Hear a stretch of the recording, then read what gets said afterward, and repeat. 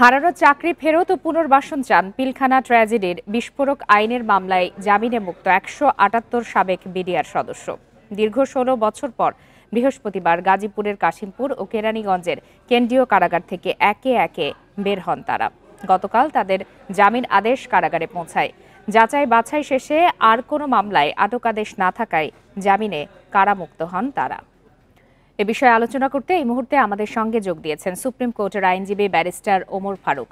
Barrister Omar Faruk, আপনাকে স্বাগত জানাচ্ছি ইন্ডিপেন্ডেন্ট টেলিভিশনে। আমরা এতক্ষণ প্রতিবেদনে দেখাচ্ছিলাম, সরাসরিও দেখানোর চেষ্টা করেছি যে বিডিআর বিদ্রোহের বিস্ফোরক আইনের মামলায় ১৭৮ জন কারামুক্ত হচ্ছেন। তাদের ১৬ বছর কারাগারে কাটাতে হলো, এতে কারো কোনো দায় বা গাফিলতি দেখছেন কিনা? জি ধন্যবাদ আপনাকে, ধন্যবাদ যারা দেখছেন শুনছেন ইন্ডিপেন্ডেন্ট টেলিভিশন। এটি বড় মর্মান্তিক, ১৬টা বছর চলে গেছে জীবন থেকে, এবং সবচেয়ে বড় একটি বন্দোবস্তের মাধ্যমে, মিথ্যা বন্দোবস্তের মাধ্যমে তাদেরকে কারাগারে রাখা হয়েছে আয়োজন করে। যারা সত্যিকারের ঘটনার নায়ক, যারা সত্যিকারের ঘটনা ঘটিয়েছে আল্টেরিয়ার মোটিভে অথবা বড় কোনো পরিকল্পনার অংশ হিসেবে, তারা ধরাছোঁয়ার বাইরে রইল। আর নিরীহ এই জওয়ানরা, যাদের বয়স তখন ছিল 22, যাদের বয়স তখন ছিল 23, যাদের বয়স সো এন্ড সো, তারা 16 বছর ওখানে ছিল। এর চেয়ে বড় যন্ত্রণার আর কি হতে পারে? আপনি প্রশ্ন করেছেন কারো কি দায় আছে কিনা। অবশ্যই তো দায় আছে। দায় ছাড়া সে নিরপরাধ মানুষ কিভাবে কারাগারে থাকে? প্রসিকিউশনের দায় আছে। যারা কনাইভেন্স করেছে, যারা পরিকল্পনা করে উদুরচুন্ডি ভুদুর ঘাড়ে চাপিয়ে দেওয়ার জন্য, একজনের দোষ অন্যের ঘাড়ে চাপিয়ে দেওয়ার জন্য এই নিরীহ সৈনিকদেরকে 16 বছর কারা অন্তরীণ করে রেখেছে, তাদেরকে তো অবশ্যই শাস্তির আওতায় আনতে হবে, দায়ের আওতায় আনতে হবে। এই কারণে আনতে হবে, এই 16 বছর তাদের অমানুষের যে ঘোর অন্ধকার ছিল। কারো সংসার ভেঙেছে, কারো ছেলে পেলে ড্রপ আউট হয়েছে স্কুল থেকে, কেউ তার স্বজন, বাবা মারা গেছে, মা মারা গেছে, স্বজন মারা গেছে, জানাজায় যেতে পারেনি। এই যে বড় যন্ত্রণা, এই যন্ত্রণার হিসাব তো দিতে হবে। উন্নত দেশ হলে রাষ্ট্র এটার দায়িত্ব নিত অনেক বড় ক্ষতিপূরণের মাধ্যমে।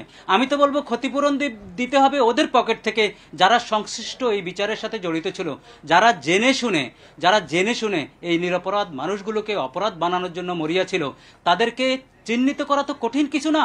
তাদের এই এভিডেন্স সাথে তুলনা করে তাদের বক্তব্য, তাদের মোটিভ, তারা কে কোথায় ছিল, আজকে যেটা রিভিল্ড হয়েছে, কনস্পিরেসি কোথা থেকে এসেছে, তাদেরকে আইনের আওতায় এনে তাদের কারো পেনশন থেকে টাকা কাটতে হবে, কারো জমি ক্রক করে টাকা কাটতে হবে, টাকা কেটে এদের ক্ষতিপূরণ দিতে হবে। ক্ষতিপূরণ তো দেওয়া যায় না, এদের যন্ত্রণার ক্ষতিপূরণ হয় না, বাট এক্সাম্পলারি ক্ষতিপূরণ দিতে হবে। এই কারণে যাতে ভবিষ্যতে আর কেউ এ ধরনের অন্যায় কাজ না করে, অন্যায় করে নিরপরাধ মানুষকে কারাগারে যাতে বন্দী না রাখে, এই কারণেই ক্ষতিপূরণ দিতে হবে। ক্ষতিপূরণ তো অ্যাডিকুয়েট দেওয়া যাবে না। 16 বছরের যন্ত্রণা। ক্ষতিপূরণ তো শুধু আর্থিক ক্ষতিপূরণ নয়, তারা যেমনটি আমাদের কে জানাচ্ছিলেন সহকর্মীদের মাধ্যমে যে তারা স্বাভাবিক জীবনে ফিরতে চান, তারা আরো কর্ম করতে চান। সেক্ষেত্রে আসলে রাষ্ট্রের কি দায়িত্ব রয়েছে বলে আপনি মনে করেন? আমি মনে করি দায়িত্ব ভেরি স্পেসিফিক। যাদের চাকরির বয়স এখনো আছে তাদেরকে রিইনস্টেট করবে ইমিডিয়েট, কোনো দেরি না করে, তাহলে তারা অন্তত যন্ত্রণার থেকে মুক্তি পাবে। আমি মনে করি যারা পেনশনে গেছে তাদের পেনশন, পূর্ণ পেনশন তারা যাতে পায় সেই ব্যবস্থা করতে, যাতে আদালতের শরণাপন্ন না হতে হয়। আমি চাই যারা যে অবস্থায় যেখান থেকে ড্রপ আউট হয়েছে, বা তাদের সন্তানরা যদি টাকা পয়সার অর্থের অভাবে যদি কোথাও পড়তে না পারে, বিনা বেতনে তাদের পড়ার ব্যবস্থার নির্বাহী আদেশের মাধ্যমে করা সম্ভব। আপনি যদি ভালো কিছু করার ইন্টেনশন থাকে, কোনো কিছু বাধা হয় না কখনো, এই ক্ষেত্রেও বাধা হবে না বলে আমি মনে করি নির্বাহী আদেশে বর্তমান যিনি আজকে সরকারে আছেন, সরকার প্রধান আছেন, এবং যারা সরকারে আছেন তারা কিন্তু মানুষের কল্যাণের জন্য আত্মহুতি, রক্ত এবং অনেক যন্ত্রণার বিনিময়ে আজকে সরকারে আছেন। তাদের অবারিত ক্ষমতা, অবারিত দায়িত্ব, সেই দায়িত্ব তারা পালন করবে এদের রিইনস্টেটের মাধ্যমে, এদের পূর্ণ পেনশনের মাধ্যমে, আর যারা এখনো ভিতরে আছে অতি শীঘ্রই তাদেরকে বের করার ব্যবস্থার মাধ্যমে। আর তাদের সন্তান সন্ততি পরিবার যেখানে আছে, যাদের অভাবগুলো যেভাবে আছে, সেই অভাবগুলো পূরণ করতে আমাদের দেশের যে বিশাল বাজেট, এটার 0.1% খরচ হবে না।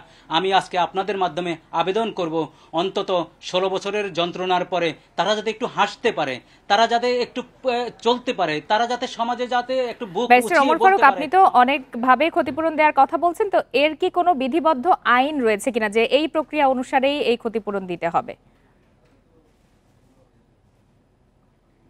বিধিবদ্ধ আইন যদি ফলো করতে হয় তাহলে এক্ষেত্রে আবার তাকে 32 বছর অপেক্ষা করতে হবে। বাংলাদেশের লিগ্যাল সিস্টেম যেভাবে আমরা এগুচ্ছি এটা অনেক ধীর গতি, এটা গতি আনা অনেক সমসাপেক্ষ ব্যাপার। যদি সে লিগ্যাল ফ্রেমে যদি যায়, তাকে যদি ওখানে আবার ফেলে দেন তাহলে আরেকটি অন্যায় হবে, কারণ তখন সে প্রথমে ক্ষতিপূরণের মামলা করবে, প্রথম কোর্টের রায় হবে, দ্বিতীয়বার আবার আপিল করবে, তৃতীয়বার এটা লেংদি প্রসেস। এই ক্ষতিপূরণ দিতে হবে নির্বাহী আদেশের মাধ্যমে, এবং নির্বাহী আদেশের জি জি, মাধ্যমে অর্থাৎ আপনি বলছেন নির্বাহী আদেশের মাধ্যমে ক্ষতিপূরণ দিতে হবে। আপনাকে অনেক ধন্যবাদ বিস্তারিতভাবে বিষয়গুলো তুলে ধরার জন্য।